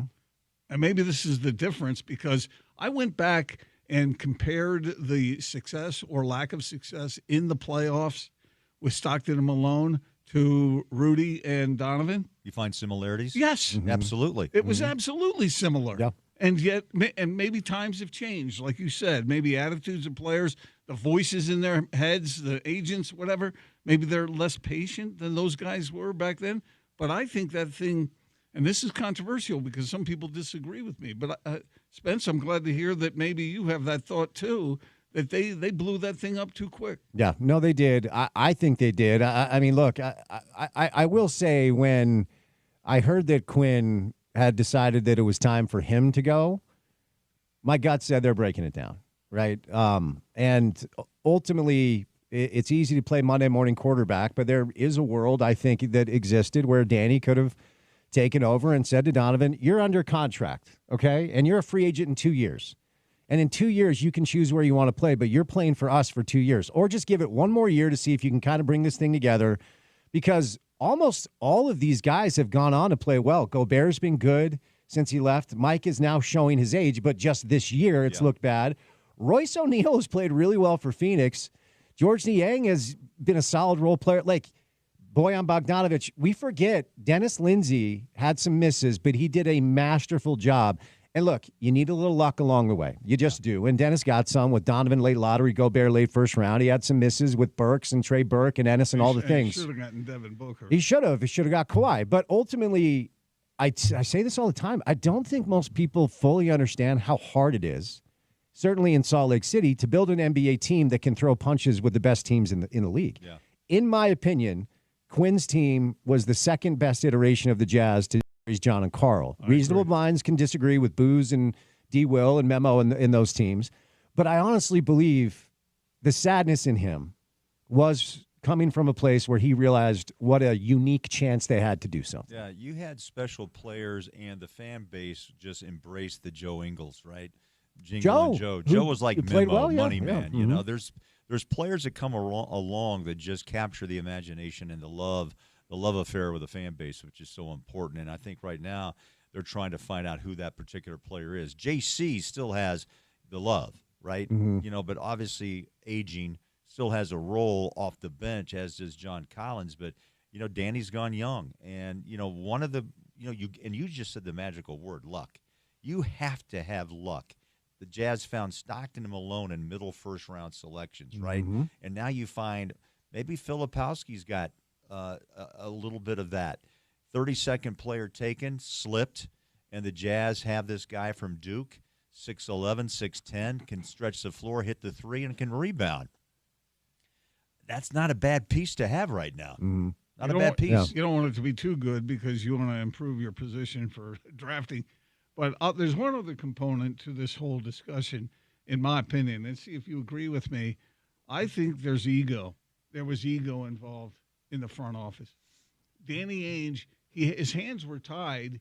They didn't have financial flexibility with that team they had. That's true. And so he wanted to make an impact, and I think his ego came into it and said, I can't make an impact because my hands are tied right now. Mm-hmm. So he offloaded those guys, but then he didn't offload enough. they didn't lose enough, and so now we've dragged this thing out for the last 2.5 years. Sure. The biggest point I think to look at in the future is, he did make the move. So you go on. So what does he do at the picks? And what do those picks actually turn out to be when you look back in Jazz history and how those picks were used, whether to move another player and combine them or sweeten a pot somewhere and make a deal with a sign and trade, and you throw in a few, first rounders or whatever you have, because he's got a plethora. I wanted to use that word today. I like it. I don't think you know what that word means. Plethora of talent that we don't know what it is, but they're there. They're just a pick. But what do they become? Yeah. What do they become? Yeah. And how long does that take? One thing I think that's so important to remember is every team's facing this is the 19-year-old or the 18-year-old, soon-to-be 19-year-old who does the one and out and isn't ready to play basketball at the pro level, but yet they have to develop them. And the Jazz take a lot of pride in development, right, in the G League. And there's been players who've jumped, and obviously Gobert is one that excelled extremely high. But then you have to make sure that you keep them. Because I think if Hayward comes to mind, development, all-star, once out, big money, and then the injury. That kind of sidelined him. And then, Donovan, you develop him, and someone says you're really good. You got to go to a big market, and you got to embrace the moment and get all those accolades and all those commercials that you can get. Yeah. It's just it's hard, and I don't know how Danny's going to play it. I don't know how the Jazz will play it. I think the city, Spence, is growing rapidly. Hockey, Olympics coming back. I get fatigued on hearing, well, Utah's on a destination point. You know what? It can be, and obviously winning helps that. But also the city is growing, and people can do whatever the hell they want here, right? Some people don't like that, by the way. Have you been out partying? Yeah, All right, Bowler hitting the town. You look like you just came from a nightclub where you did a set. Crooning. Did a little comedy. Then, of course, I played the trump and the trombone and just love kind it. of walked down. But that point, Bowler, you make is true. Trombone. It seems like Jazz flute. I never played the trombone. Do you think the trombone would be a fun instrument? Yeah, to I had a play? buddy of mine that just Slide? ripped it and played it like it was like a really jazzy, Not get too But- far down this but direction. The sax is a sexy. All right. Wait, one other thing. I saw something today. I had to run by you guys. Mm-hmm. It was some betting service. Not that I bet. I don't. But it said that, guess what coach has the greatest odds to be fired first? Can't be Will. Is it really? Will Hardy. They And I'm picked thinking- up his option for 2 more I'm years. thinking to He's here myself, for 5. I know, I don't get it. It's like, do you not understand what Yeah. this is all about Yeah, it's here? not What's gonna happen. happening here? Yeah. That ain't happening. No, and he's one of the things they found that's real. And ultimately, I believe they've got the right guy coaching the team. The last time we were in a spot like this with the Jazz was Ty Corbin's last year, right? And I often said on air in our old show, and Dennis never liked when I said this, I said the day Dennis Lindsay took the job was Tyrone Corbin's last day as the I head remember coach. you saying that. Now, he let Ty coach out his contract because he had one more year. But at the time, they didn't use the same, they didn't use the same verbiage that this front office does. But at the time, they kind of did the same thing that Danny and Justin are doing now, where they brought in some vets. You got the John Collins of the world. You got, the Jordan Clarksons of the world. Back then, it was Andres Biedrins. It was Marvin Williams at the end of his career. It was Richard Jefferson at the end of his career. And then they decided to lean in to see what they had with the young players, who were Trey Burke. Didn't work. Alec Burks, still in the league. He's had a good career. Jeremy Evans, every offseason, we'd be like, hey, he can jump 42 inches. Right, I'm like, he can jump out of the gym and won the slam dunk contest. yeah, but get a jumper up. Yeah. Like, thanks for the thanks for the vert update. Can my man learn to dribble? Derek Favors worked out. Yes, it did. Ennis Freedom. Freedom. Ultimately didn't work out, but had some bright spots, right? Gobert was a rookie, popped, all-star. Hayward, third year, popped, right? So it's kind of the same thing, right? So the question is, who are the Goberts and the Haywards and the Favors on this year's team? Because you've got the vets with Collins and JC, but we're now trying to learn who these young players are going to be. And when it's fully baked in a couple of years, are any of these young players going to be the next iteration of Jazz basketball leading a competitive team? And only time will tell. We just don't know. If you had to name a bowler, question. You would, I bet, let me guess what you would say to that. Markkanen, obviously, he's established. Yeah. Yes. Would you say Filipowski? Yeah, I think Filipowski has a high ceiling. Now, look, Danny, he's listening. He could be laughing and maybe sees it a different way. And obviously, he's won a championship as a player and a general manager. Keontae is still a work in progress. I think John Collins is having his best year in a long time. Cody Williams, he's long in the tooth, right? Yeah. John's. You know what's crazy? I do this every night, prep sheets and what have you. And you go, he's an 8-year pro, and has he always played on a position? Sometimes, yeah. But I tell you, the guy still has some hops. He can rebound, and he'll play hard, as does Colin Sexton, who has a nonstop button. Here's a couple of guys that you have to wonder when they pop. Will they pop? Johnny Juzang, right? Does he have a consistent three? Can he play D that you have to play in this league? And Bryce Sensabaugh, who has an NBA body, but also can he do more than what he did at Ohio State, and that's shoot the triple? And can he defend, right? Losing Taylor Hendricks, you're going to lose about a year and a half of development with him.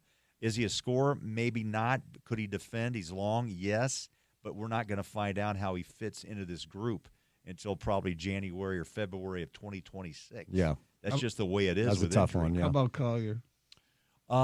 He's intriguing to me. He's a stout point guard, Brunson-like, but again, when does he pop? I mean, he's probably the most natural lead guard on the roster besides Patty Mills. Keontae, all everyone has to remember, was not a point guard, and he's learning the position still in year 2. He's only 10 games into his second year in the NBA, so that takes development. But Collier's had the ball in his hand and is a true point guard, dishing, driving, and he's intriguing. I'm anxious to see how he comes off the injury and develops. So this conversation just tells us it takes time. Yeah, it does. And you said 2 to 3 years, and maybe that doesn't sit well with Jazz fans, but they want a larger window. Danny has said this many times. They don't want just the 3-year. The window's starting to close in Denver, by the way. 10 years in for the Joker, still at a high level. Injuries for Jamal, Aaron Gordon. We'll see what happens there. Yeah. But the whole West is intriguing. Aging, great Hall of Fame players. We got to catch a quick break. We've got a guest here, and then we've got to make space for Utah women's basketball. So we'll end on this. Mavs in town tonight. Yeah, Dallas. Do you have any? I hate this, man. So I pulled up the preview to kind of prep for the show today. Yeah. Kyrie, Luka, game time decisions. Yeah, I hate that. Are they playing? I hate that. Do you know if they're playing? I don't have any privy. I get so the same stupid thing. I'm waiting to hear from Dallas, and it bothers me. I do not want the Jazz to be a destination point for a hip pointer, a sore groin, or maybe a sore foot. It seems to be, though. It is. We have data on it. Look, the fans deserve better. This is money. This is a business. They've lost 3 straight, mind you, and their mindset may not be all that. But Luka, Clay, Kyrie, and there's a couple of guys that they brought in last year, and Gafford and Derek, P.J. Washington, who's on. Derek Lively's really one of the up-and-coming bigs in the league, in my opinion. So would Jazz fans rather the Jazz have a better chance to win and not have those players play, or do they want to see the stars play? I think if you asked a 12-year-old fan, they want to see Luka Doncic battle the Utah Jazz, and they want to get a look at JC. They want to get a look at Markkanen, and they want to see the young bull run down the floor and be competitive. I think that's what fans want. They want to see the best against this young Jazz team and hopefully develop or pull off an upset. I hate to see teams or great players have to sit and take a day off. And the way that the league – I know we got to go, Spence – but the way that the league they have to report to the league if they have a sore groin. That has to be reported. Yeah. And that can get them off the hook in case they warm up and they just can't go. Yeah. Spence, there's only one way to end this segment. How's that? Being all biblical and everything, how about an amen? Amen, Gordo. I like that. Amen on a Thursday. Did bring a little scriptural references on the program today. All right. You were the one with but remember, it was Hubie Brown's fault. All honorable men, Spence, all belong to the same tribe. This is very true, and it's very well put. Gentlemen, always a pleasure. Don't tear up, Gordo. Craig, Don't tear. have a great call tonight. Thanks, Gordon, pal. best Good to to see you. least. Okay, we'll see you guys soon. Right on. Aaron Falk joins us coming up next. We'll see why he hasn't posted Gordon's latest piece. So keep it here on ESPN 700.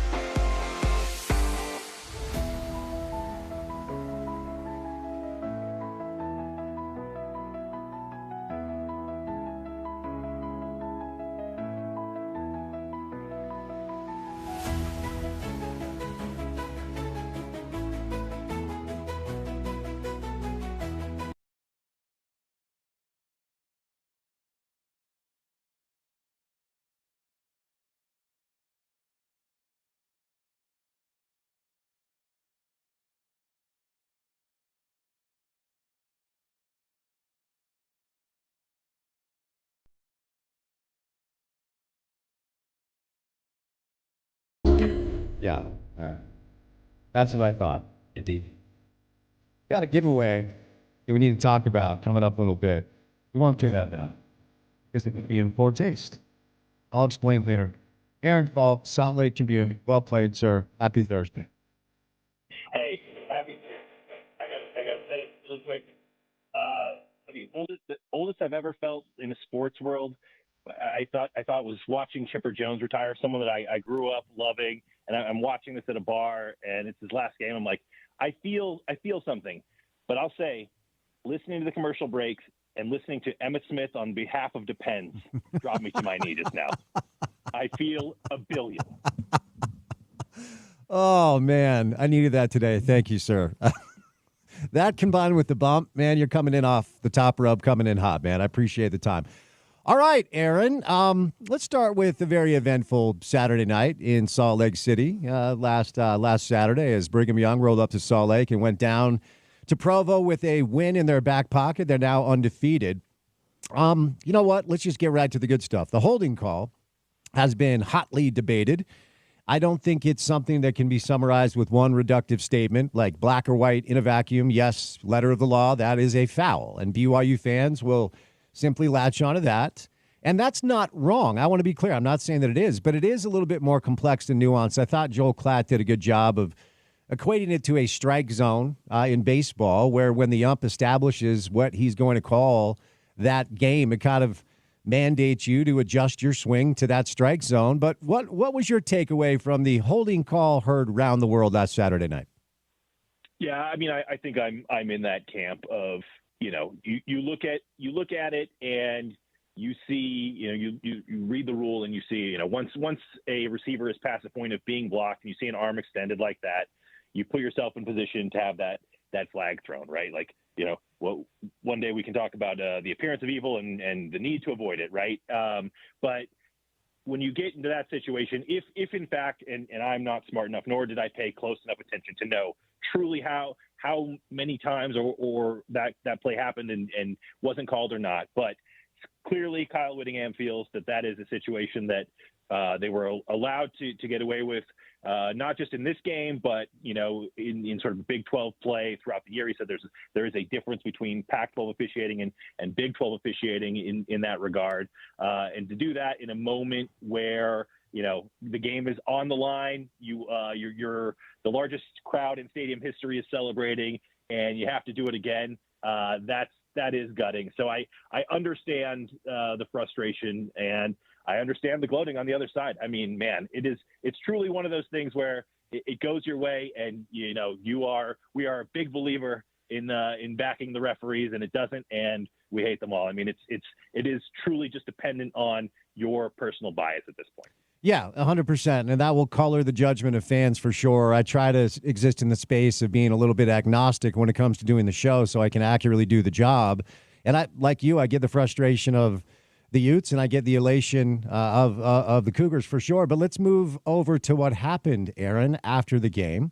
I was there, saw you and our guy CK up in the press box and went down and watched the rest of the game on the sideline and went and said hello to Kalani and A-Rod, everybody after the game, offer my congratulations, and then kind of took the scene in, dodging water bottles as I was right in front of the must, a lot of water bottles being thrown. And as I'm making my way home, walking across campus, my phone just blows up, and all the messages were, did you hear what Mark Harlan just said? And I said, no, I'm walking home. And so somebody sent me the link to the social video, and I watched it, and I went, oh, no, he is going to be in so much trouble based off of what appears to be a pretty no-nonsense guy, and Brett Yormark, the commissioner of the Big 12. And I actually, Aaron, thought $40K and a public reprimand was a good outcome when you question the integrity of the league and you use terms like they stole it from us. I thought I'd wake up to a voice recording of Mark Harlan asking Brett Yormark to find him 2 more points. So it was not a great look for the AD, who in my experience is a measured, smart guy. I wonder what your takeaways were. Yeah, I mean, I was sitting in the in the press box, high above the field, audio's pumping in, and so I'm not in that room. All of a sudden, you just hear the words, "I've been an athletic director for 12 years," and my fingers took over, and I'm just writing this quote down as fast as possible because I know what's coming is going to be something extremely interesting, right? I think this was a stunner. You look around and there are just so many takes where it's like I have not seen an athletic director do this. It's so rare, and I think you're spot on to use those words. Stolen. It is. Those are. It's just inflammatory, and the thing that I'm still scratching my head about a little bit and wondering, what Brett Yormark really feels about all this is that line. We were happy to be in the Big 12, and tonight we're not. And whatever you want to say, we've heard for a decade how bad Pac-12 officiating was, right?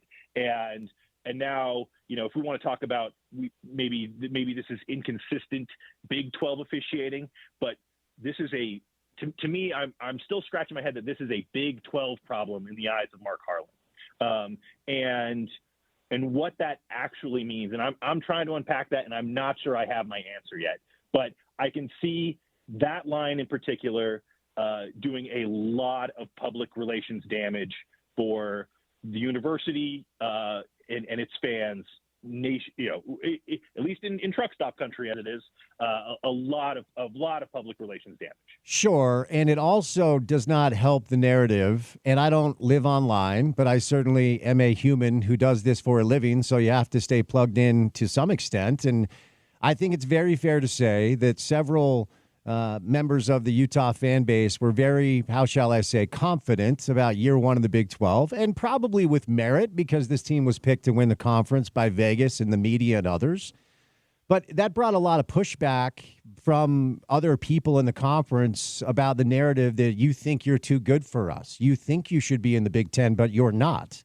And this is a necessary home for Utah until the next shift happens. And then when Mark says something like that, I just think it furthers the narrative that is permeating throughout the Big 12 that Utah thinks they're too good for that conference. And you add to the fact they have one conference win. It's just, the Utah right now taking some L's in that direction. What are your thoughts on that? Yeah, no doubt. And I guess to go back to it, and I think you could break this down in a level of conspiracy theory. And we tried to reach out to Mr. Harlan to get some more information on what he meant here. I think maybe you can get some more. But if it's a Big 12 issue, is it refereeing consistency, or is it a Big 12 issue that a conference leading team is getting set up better to be better positioned for a college football playoff spot? I can see how some conspiracy theorists go down a very deep and scary rabbit hole, and that's where I'm really questioning what that means. Yeah, that's a really good point, actually. Really good angle to take, because you just try to take him at his word and then give him the benefit of the doubt, because we certainly all deserve that. And I've had emotional moments in my life where I'd very much like a do-over. I want to ask you one more thing about this, though, because I honestly, Aaron, from the minute I heard it Saturday night, I have just been thinking about his why. Why would you do that? You didn't have to. ADs don't do that. Is it showing his head coach that he has his back? Is it really believing, to your point, that something doesn't smell right here? Like, if you're a smart guy, I guess the simplest explanation, emotional after a loss, 5 straight L's, heat of the moment, rivalry game stuff, from, the scale of simply emotional to all the way on the other side of maybe something's afoot here. Why do you think he decided to take that approach? Yeah, I'll walk it back and be more measured now here, but I think the most likely outcome in any situation is we are emotional beings.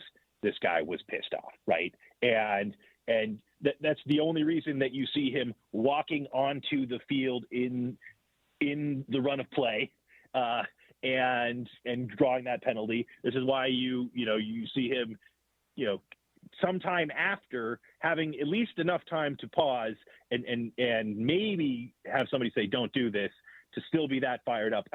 He was clearly angry. I think that's the most likely are we just sending a message, or are we just venting that this has been a very tough year?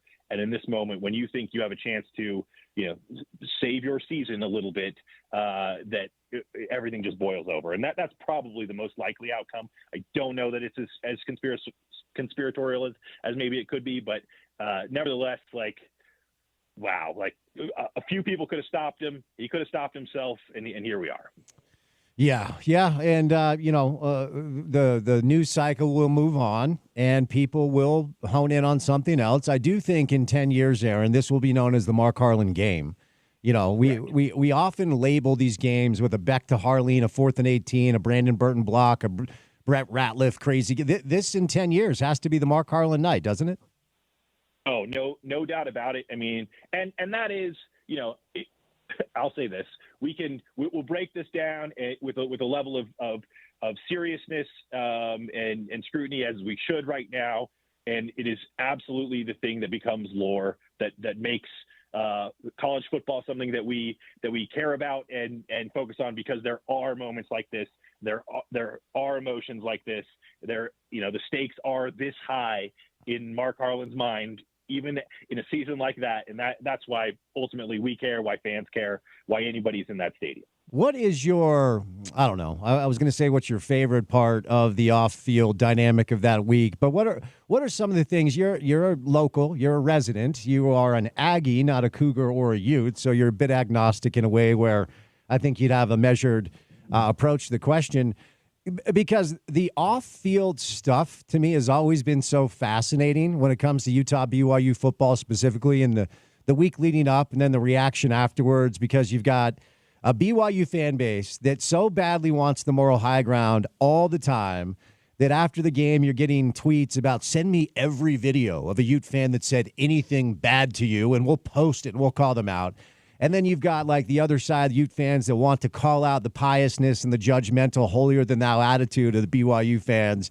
And we're all this really weird, extended family that probably has a lot of dysfunction. And I do think at the end of the day, there's respect and love between the coaching staffs and the programs. But what are some of the elements about this week and this thing off the field that stand out most to you? Oh, I mean, I think just that it does create those types of bonds, within, and we can, debate how healthy it is from time to time, but just the fact that, you went to the U. I'm sure you look across, you don't have this bond because you shared chemistry class with somebody, right? Right. You don't have this bond just because of that moment. Like this, the game itself and what that means is so responsible for the love that so many people have for their college experience, that, I mean, I think it's incredibly cool how powerful that is. Now, sometimes it's a bit scary, but I think, just to know that there's something like that has that kind of ability is awesome. And then, I mean, there are so many dumb and good quality rivalry things happen, and credit to the Latter-day Saints that put the score up in the hymns on Sunday afterwards, and are bringing smack talk to the pulpit in the name of the Lord. That is so funny. I'm sorry, it is. It is. It's awesome. The whole thing is hilarious to me. It's, and when you kind of remove the emotion and just mostly observe the whole thing, it really is a fun week. And I thought it was a fun game. All right, let me move over here. So I did not know who Brandon Rose's mother was until today. So shout out to, I think it's Lori Rose, Laura Lynn, something like that. She said, and I'm sure the folks up at the Utah football facility are just thrilled about this today, because she sent out a tweet that said, prayers for Brandon, please. This is Brandon Rose's mother via social media. He'll be having surgery today. In Saturday night's game in the second quarter, just before halftime, he tore his Liz Frank ligament. They gave him heavy pain meds and a steel-plated insole so he could continue playing. The doctor couldn't believe he was really even able to walk. This is extremely painful, and your foot is totally unstable. Fortunately, with surgery, he'll make a full recovery and come back stronger than ever. I'll be with him in Utah for a few days to help out. We appreciate the calls, texts, messages, and support. Now, in the order of fairness, earlier in the show, I received a message from a source who will remain unnamed saying he did not get shot up, nor did he get any pain meds. nor has any athlete ever received pain medication, opioids, to return to the sport at the University of Utah. He received an anti-inflammatory pill, and he did not have a fracture. And I'll just say that that's coming from somebody who would absolutely know. So what's your reaction to this? That apparently it was a second quarter injury. They marched him out there, played in the second half. Maybe explains the anemic offensive performance in the second half. But obviously this is something that broke today, Aaron. Give me your thoughts. Yeah, well, I will say this. Like, one thing that I always have to do in moments like this, and it's hard and it takes a little bit of time, is like, I truly don't know if this is Brandon Rose's mom. It probably is, but I have no Oh, fair. Yeah, like, yeah.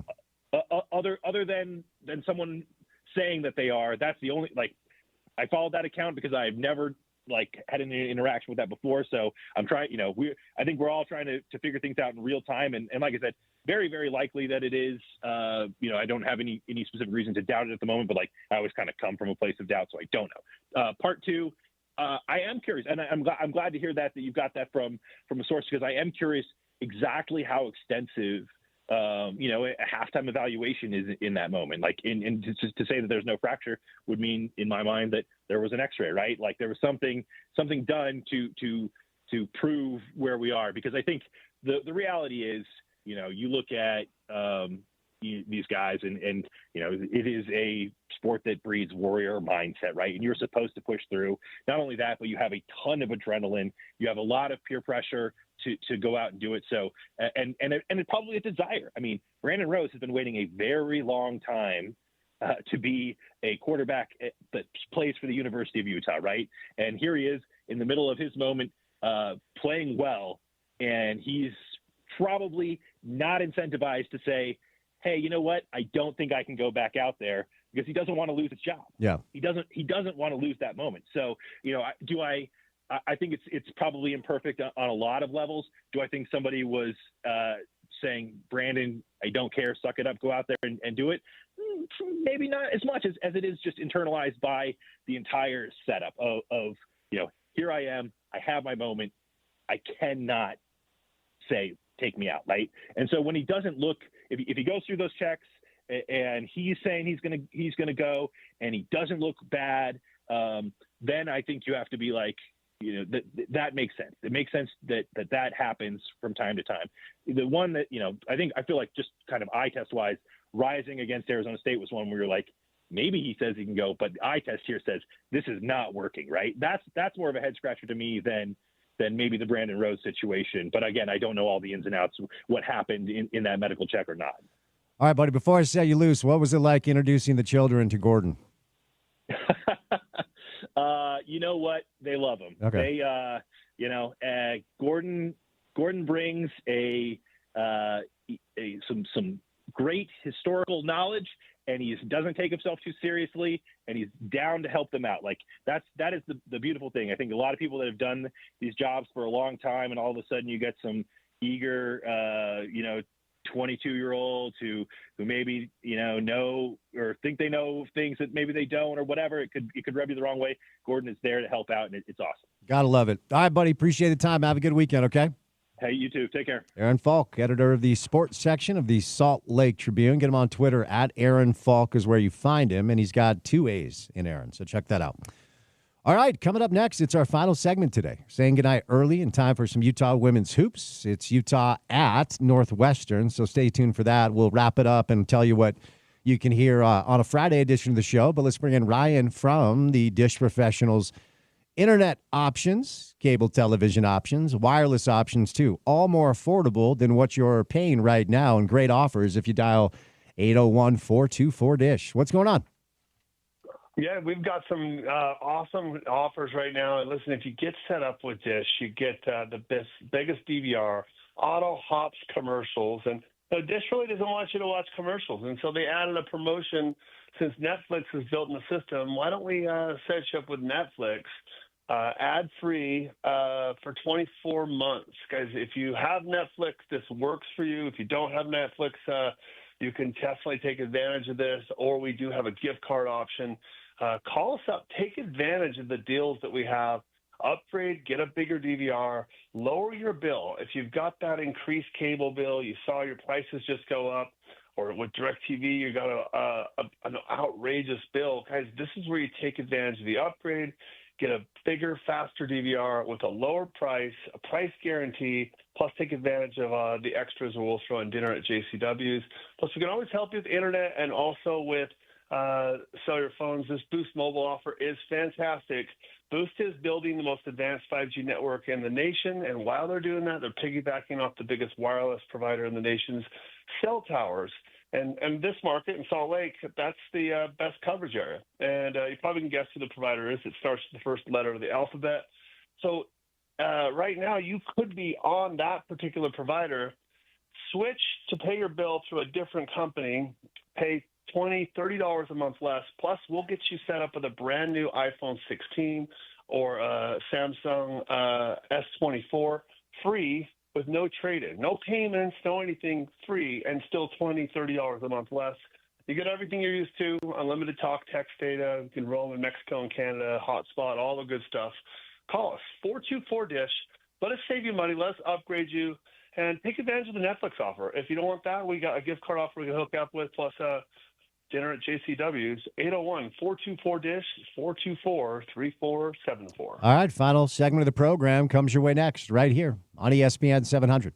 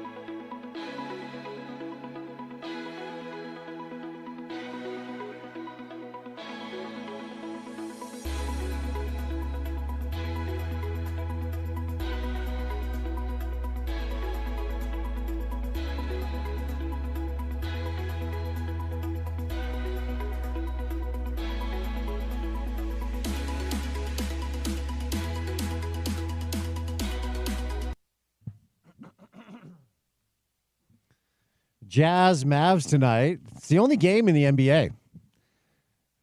I do not know why. I'm sure there's a reason. I guess I could have done research to explain it to the listeners, as it is my job as the host to know these things. Maybe we're just spotlighting the two top teams in the league at the moment. That's not. No. Good guess. Do you have any idea why Jazz Mavs is the only game in the NBA tonight? No idea at all. So you didn't do the research either? I did not. Okay. By the way, typically the Drive at 5 is powered by LHM Ford, but we're about to say goodnight. So shout out to my friends at Larry H. Miller in Draper, the Ford King, Utah's #1 volume Ford dealer, and we'll beat any trade-in price in town by $750 anytime, any day. Find us online at lhmforddraper.com. Some personal news. You ready? I'm always ready. I'm out. I'm done. I've had it. Well, that's it. It was a good run. Yeah, it was a good run. 18 years. Wow. Yeah, and I'm done. I'm over it. You will no longer hear me doing this job starting tomorrow. How long? Well, I'm going to talk to some people. I'm going to kick the tires, talk to some friends and family, and, potentially reevaluate the situation over the weekend, and I might return on Wednesday of next week. That sounds... Maybe. That sounds fine. But for now, I'm done. I've had it. Right. It's over. Sabbatical of some kind? Haven't had a day off since July. That's the last time I took a day off. Every day's a day off when you enjoy what you're doing. Oh, this is a fake job. Let's be clear. But, some time away. Rivalry week, reaction week.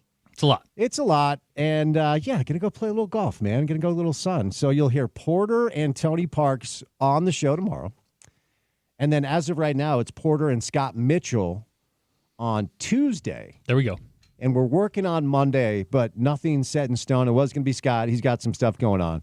So before we make way for a little Utah women's basketball, as the Utah women are taking on Northwestern on the road, what comes our listeners' way on a Porter Power Hour Friday show? There you go. On a Friday, Spence, it'll be, as you mentioned, Tony Parks and I. Always fun chat with my guy. So Tony Parks, Tony Jones will stop by. Richard Smitty Smith will stop by. So we'll do some hoops to start off the show, and then Scott Mitchell will join the program live from Boulder, ahead of course, Colorado and Utah. So we'll cover all of our bases, talk some hoops, and then turn it over to some Utes working on another college football guest for the afternoon as well. But as you know, when it's Tony Parks and I, we kind of go all over the map.